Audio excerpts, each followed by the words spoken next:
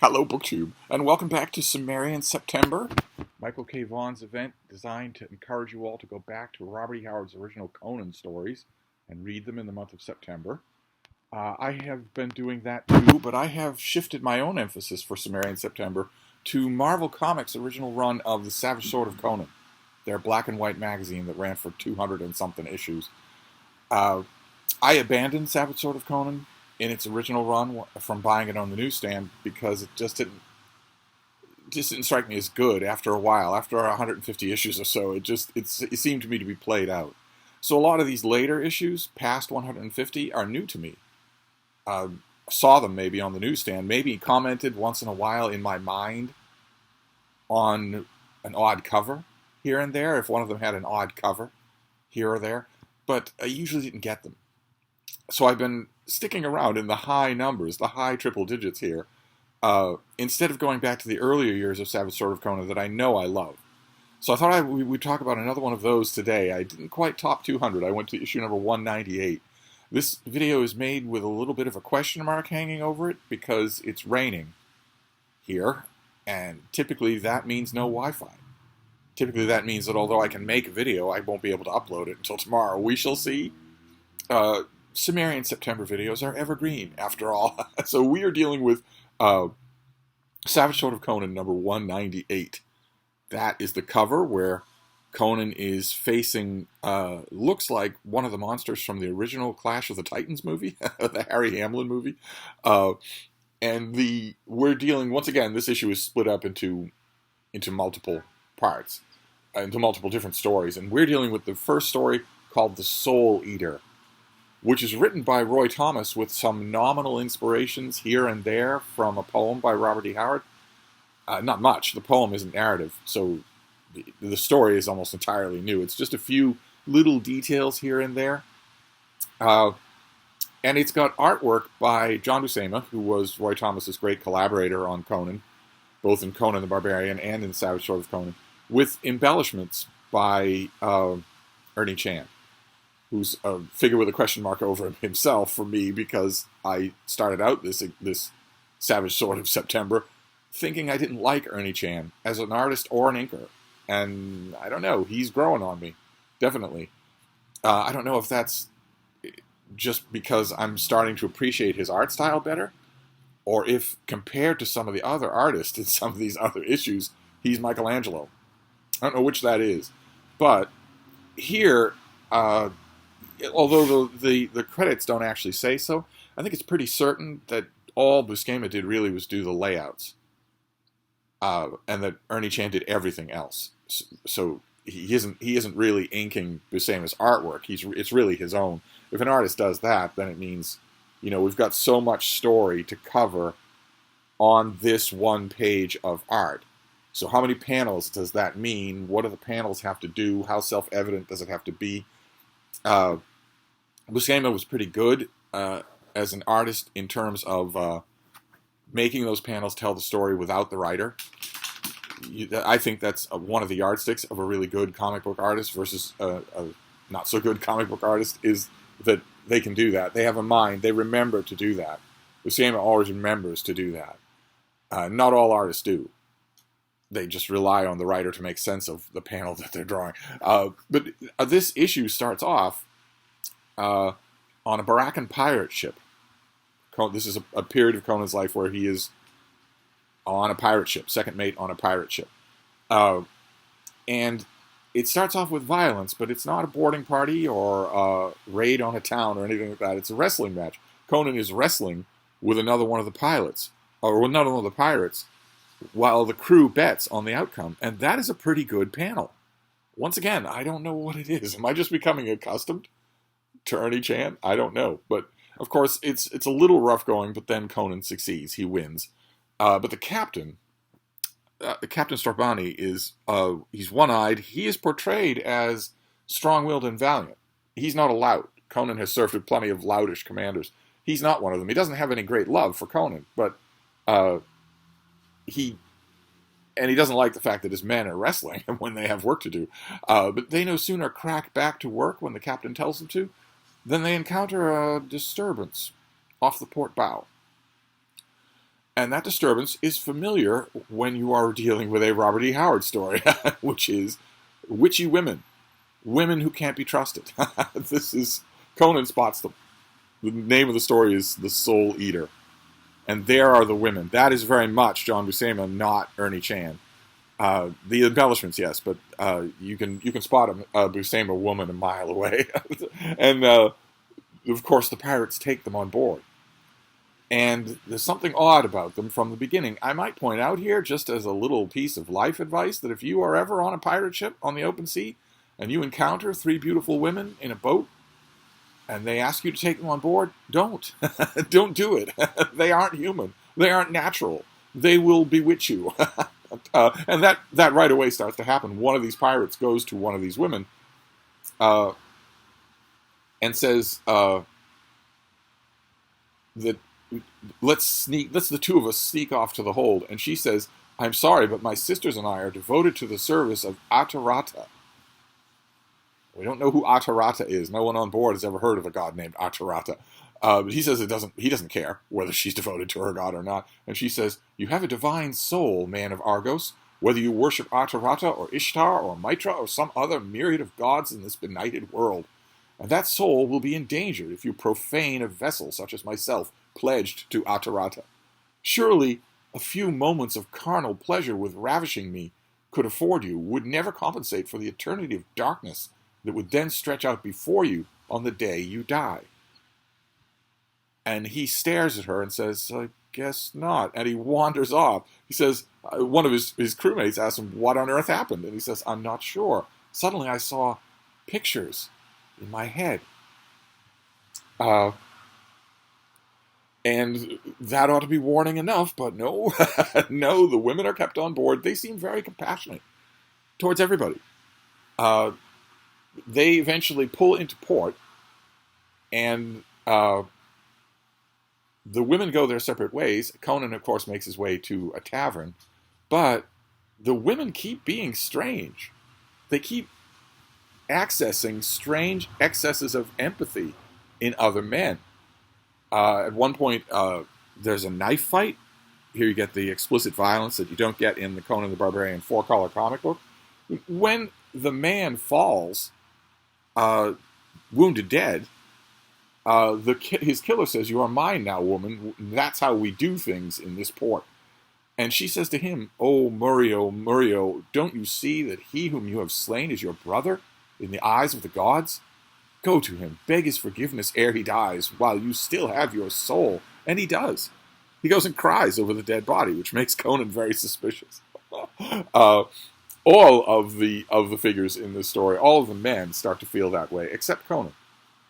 For some reason, the powers of these women don't seem to affect him. Again, we have fantastic establishing shots. I don't know. Is it my attitude that has changed? Would I once have looked upon a panel like that and said, oh, that's so boring. Ernie Chan is so boring. I don't know. That's not boring. Maybe it's the inking. I don't know. But finally, the women decide to just amp up their sorcery quite a bit. They simply bewitch the whole room. And the men follow them. The men obey their commands. They tell the men, get rid of all the women folk that you have. The woman who was the captain's favorite, Valeria, is in this adventure. Conan's longtime character of Valeria is in this. Get rid of them all. Send them to some other kingdom. We don't want them. And you men come with me. And they do. See, they are spellbound before her. Just spellbound, except for Conan. As the women sing a song to them about a kingdom under the water. And here now we're all seeing pictures in our head. And in that kingdom under the water is Atarata, a beast with griffin feet. Griffin feet is one of the little details that Roy Thomas takes from Robert E. Howard's poem. That is Atarata. In a rather lovely panel. I don't know. I think that's rather good. The women are his votaries. See, they kiss him. He kisses them and takes their souls. And Conan doesn't want to kill them. He says, I've never yet whetted my blade on a woman. I don't want you to be the first, so stay away. But they bewitch him anyway. Uh, they can't actually. I guess they can render him unconscious, but they can't change his will. So he wakes up at dawn and he is tied, and they are leading all the men out of the town. And here Conan does something supernatural, which Roy Thomas often has him do, and it doesn't fit the character. If Conan, in Savage Sword of Conan, if Conan is facing, I don't know, grillwork metal bars of a prison, Roy Thomas will often have him just destroy them. When, I don't know that that would happen. He might be able to pull them out of their stonework if he tried really hard at it, but he wouldn't be able to break iron. And this, what he does, is impossible. For a normal man, for a normal horse, for a mountain gorilla, that is impossible to do. And it's not like he's loosening these ropes. He's breaking them. You can see it clearly. He's snapping them. And that shouldn't be possible. And it's also not necessary narratively. It could be just that their spell, whatever the spell they cast on him, keeps him unconscious a little longer than normal. It's not like it changes anything. It's just Roy Thomas going out of his way to have Conan doing something that would be beyond the strength level of most Marvel superheroes. But anyway, he gets to his men in time enough to see them placidly walking beneath the waves, beneath the surface of a lake, to their death, as far as he can tell. He would have done that anyway, even without being tied. So, but he sees that there is that, see the conch shell there, he sees that temple that we saw in a vision. He sees them walking meekly towards that temple, where the beast on griffin feet awaits them. And when the women see this, they tell their lord, here are all the men you commanded us to bring to you. This one is immune. He doesn't seem to be able to fall under your spell. Arturatus is a bit of a chatty Cathy. He says, you have done well, my votaries. With these to form my armada, I shall rule again the realm that was eons ago mine, and I shall ever increase my domain till no one walks the earth but bows at Arturata's approaching tread. I called you females to me and devoured your souls, then sent you forth unto the sea that you might be found and brought to this sacred isle. To you I give the power to sing to the hearts of men, and slowly ensnare them, that you may deliver them unto me. And he is going to kiss each one of these men and steal their souls. The minute he does, they are little better than homunculi. And the women, briefly, are zombies, knock Conan for a loop. They hit him in the head. And the women are wondering, they're apologizing to Arturata and saying, we don't know why our spells don't affect him. Arturata does. He says it's because Conan is a Cimmerian, and that his power only works on his own ancient people. Northerners don't count, so they're immune, but it doesn't matter because he's just one guy. Send the zombies to kill him. Of course, that doesn't work, but it does provide Conan with a sword. The first zombie that he disables, he grabs a sword and uses it to attack Arturata.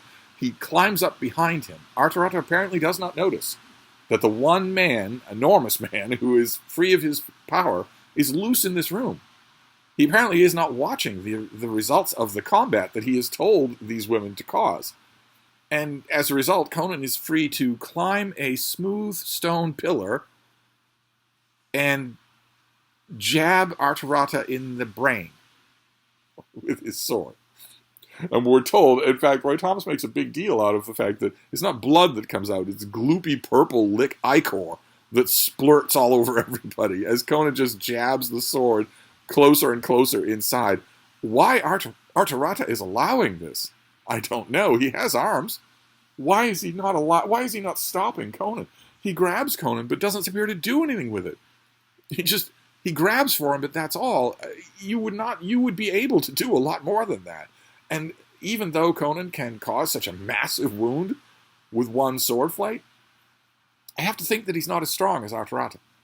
So I don't know why this creature doesn't fight for his life, but it wakes up, these men wake up, and they start going through this portal that allows air to be in this underground temple and making their way to the surface of the lake. While Arturata is blundering around, knocking the temple apart, and Conan is just hanging on for dear life until finally he gets another purchase and decides on his tried and true tactic of stabbing the monster in the eye. He does this all the time. But I'm guessing that it also stabs through to the brain, because it appears to kill Arturata, who collapses down into the water. He's still covered in all of his encrusted goo. See, he's got encrusted goo all over his face. And he reflexively grabs Conan. But it's a dead monster that has done this, basically. And all of his votaries are dead but one. One of the women is still alive and is approaching Conan, who again warns her, I don't want to kill you. She doesn't care. She's not paying attention to Conan. She's not even, in a neat little detail, she's not paying attention to the masonry that's falling and bouncing off her. She's only paying attention to Artarata. And she kisses him and gets back her soul just before a piece of falling masonry kills her. Roy Thomas's writing is, even a lost person should regain her soul if she can before she dies. Conan is able to hack himself free and makes his way up above the surface of the lake, where some of his remaining pirate friends are still there. They're still alive. They look on these dead votaries. They see, this is good artwork. They seem to have woken up from a dream, and at the last minute, they remember, hey, we gave away all our women. we need to go and get them back. And so they do. They sail off in a whole bunch of different directions, trying to find all of their women, including Valeria, and Conan doesn't go with them. He watches them go, but he doesn't care enough to go after any such errand. And we're told he wonders how many men aboard those fast-vanishing vessels remember even now the names of the three women who, for a long lingering moment, were the center of their lives, the gatherers of their allegedly immortal souls.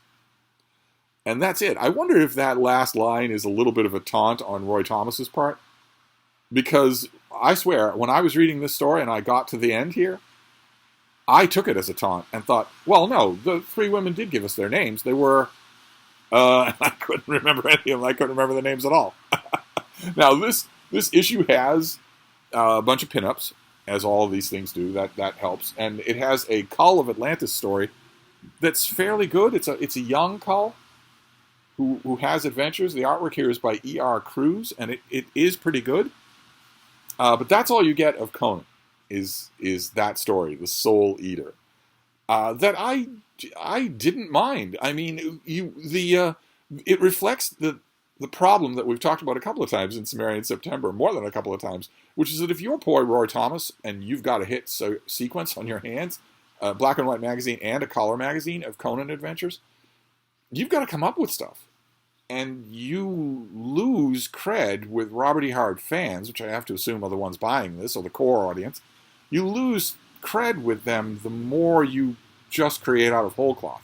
You want some connection between what you're doing and something of Robert E. Howard's, whether you're adapting a Robert E. Howard Conan story, or adapting a non-Conan story to fit the Conan world, or even, in this case, pillaging a tossed-off poem for a couple of little details. Sea witches, griffin feet. It can happen a lot worse than this. This was a fairly entertaining story. Conan is in character the whole time. Everyone else is in character the whole time. Valeria is not really a tossed-off character. She's barely a footnote in this book, and is easily handled by these riffraff pirates, where I don't think she would be. But she's no Red Sonja. I didn't mind this at all. I think if I had bought this on the newsstand at issue 198, back when it came out, I would probably have thought I got my money's worth, just from the first story alone. So, I am once again not disillusioned by these later issues of Savage Sword of Conan. We'll have to see if that stays true. But I'm going to wrap this up for now and see if it will even upload. It might not. You might never see this. I might have to do this again in bright sunlight. But we'll give it a try, and I will be back. Thank you, BookTube.